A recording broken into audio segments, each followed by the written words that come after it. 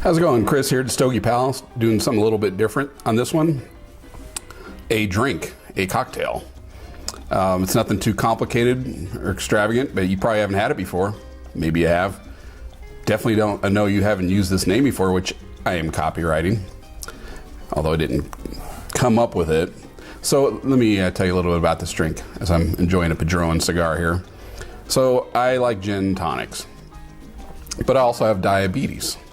So gin isn't so bad for you, no matter, well, okay, I shouldn't say no matter what people say because I'm sure I'll get arguments, but for me anyway, and from what I learned in the classes that I had to go to, that distilled spirits lower your blood sugar. It's proven to be really true for me. The problem with gin and tonics is that the tonic water, it's full of sugar or some kind of sweetener, lots of carbs, calories. So it's, as we would say, no bueno. So I had to come up with something different because I like the taste of them. And so a friend of mine at work coined a name for me. You've heard of Magneto from the X-Men, all that. So he called me Diabeto. So I decided that, you know what? I'm going to turn that into a drink. That slight that he gave me, I'm going to turn it into a cocktail. Something that is doable for somebody that wants to keep an eye on their blood sugar. So I took a gin and tonic, took out the tonic, and added something else instead. Diet 7-Up. That's right. So basically what it is glass this big, 2 ounces of gin, a little bit of orange lime juice. I got some fresh squeezed lime juice that I did myself. I don't know how much was in there. Half an ounce, not much. And the rest, just top it off with the Diet 7-Up. In this case, I'm using the New Amsterdam gin, which I've never had before in a gin and tonic. This is the first. I haven't used it very much at all. It was cheap. It was on sale. I'm telling you, it's terrific. You would never guess that was sugar-free. But it is. No carbs, no calories, no sugars, nothing. I can drink those all night long. My blood sugar is in better shape the next morning than it normally is. So the reason why I'm using New Amsterdam, and I got lots of gins. I got, I don't know how many, 10 different kinds of gins, all different styles. A couple American style, mostly London Dry, Bombay Sapphire, Tanqueray 10, Tanqueray Rangpur, Woody Creek, you name it. I got a whole bunch. And the reason why I went with this is because I did a tasting at my house a couple days ago with somebody that really likes gin more than anything else. And so I had 7 shot glasses set up, 7 different gins, ranging from Kirkland brand, which is like Costco, all the way up to Tanqueray 10, which is probably the more expensive one, including this one here, New Amsterdam Gin. And what he told me that he liked about it, and he didn't know what any of these were, and he picked this one, the cheapest of them, as one of his favorite. I'm not counting the Kirkland because it's okay. I wouldn't spend money on that ever again. But the thing he liked about this one was that it had more citrusy notes to it, which is great with a gin and tonic, in my opinion. There's nothing wrong with London Dry, but sometimes it's a little more heavy with the other botanicals and not so much the lemon or the lime or maybe even orange. Now, so based on that, I made this gin and tonic with that. Choose whatever you want when you want. There's really not a huge difference. This is just like the cheapest round. I got it for like $8 on sale. So anyway, that's it. I mean, I just wanted to throw that out there real quick to see if any of you guys are in the same boat as me. Smoking cigars lowers my blood sugar too. Some of you may say, how is that possible? Well, other reviewers, much more popular than myself, often talk about, and this is on Cigar Authority has said this, Cigar Obsession, more than that, I mean, and those two alone, it's a lot of people watching and listening to those. Said, you know, if you're feeling a little shaky, jittery from smoking a strong cigar, just put a little packet of sugar in your mouth. Well, that's something the diabetic's probably not going to want to do. So obviously it's a blood sugar issue. If having, and it does work, I will say, having a piece of candy or Jolly Rancher or whatever, it instantly makes you feel better. So it's a blood sugar issue.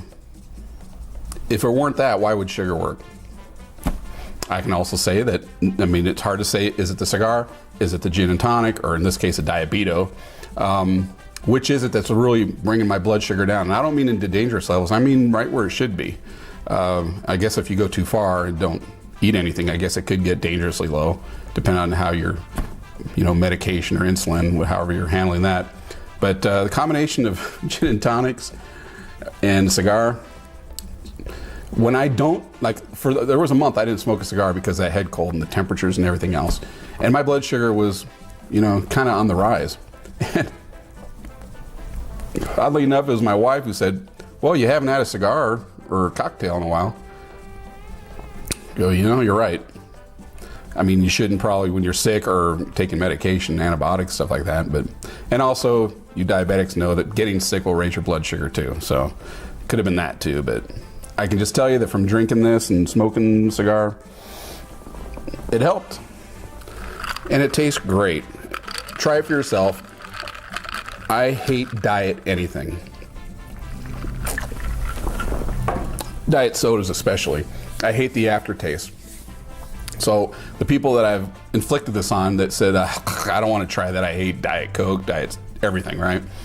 We're always surprised how, number one, Diet 7-Up is the least diet flavored diet drink I've ever had. And number two, the combination of the gin and the lime juice, you can't tell it's diet. I don't get any aftertaste and I hate the aftertaste.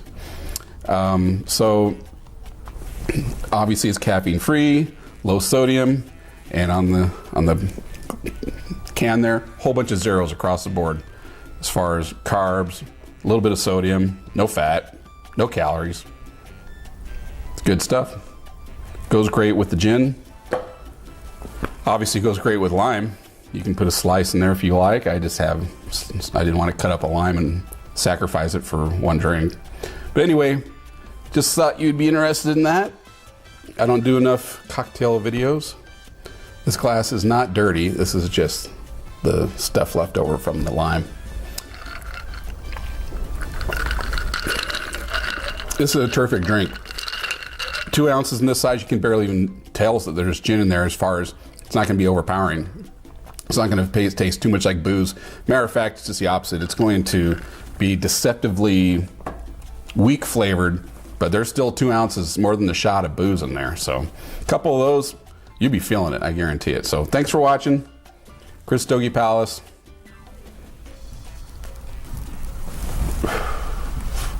Cigars and booze. I can only think of one thing that makes it better. That would be babes. But I'm a bachelor for another day or so before the wife comes home from vacation. So, hey, thanks for watching again.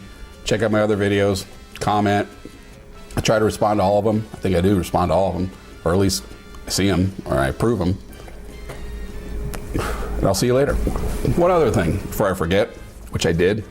For your booze, alcohol, cocktail needs, this is not going to be a thing where I'm going to be doing this a lot to the point where I'm going to be your source.